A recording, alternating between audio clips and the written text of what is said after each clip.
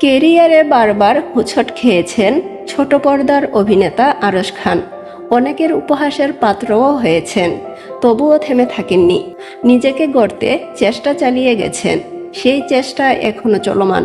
সম্প্রতি কিছু ঘটনায় সামাজিক মাধ্যমে কটাক্ষের শিকার হচ্ছেন তিনি, তবে এগুলো মাথায় না নিয়ে ছুটে চলেছেন আপন গতিতে।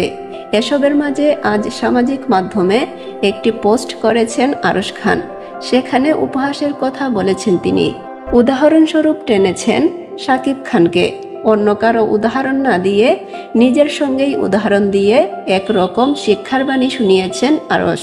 তিনি লিখেছেন, উপহাসে আমার এখন আর খারাপ লাগে না, কষ্ট হয় না। কারণ শাকিব খান নামটা শুনলে একসময় মজা করা আমি আজ লাইনে দাঁড়িয়ে তার সিনেমার টিকিট কাটি।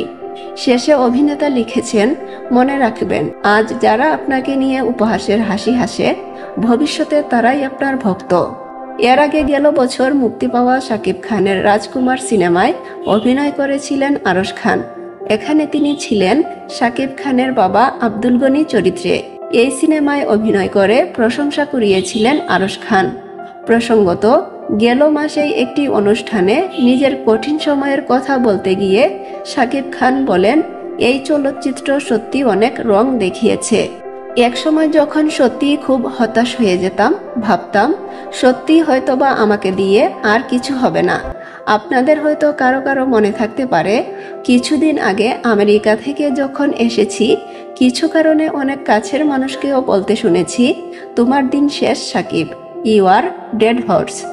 নিজের চেনা মুখগুলোকেই পাল্টে যেতে দেখেছি, অবাক হয়েছি, দুঃখিত হয়েছি। ভেবেছি হয়তো এখানেই শেষ, ইতি টানতে হবে। আবার ভেবেছি যাওয়ার আগে একটা ট্রাই তো করে যাই। এত বছর ধরে মানুষ আমাকে এত ভালোবাসলো, একটা ট্রাই করে যাই। না হলে ছেড়ে দেব চলচ্চিত্র।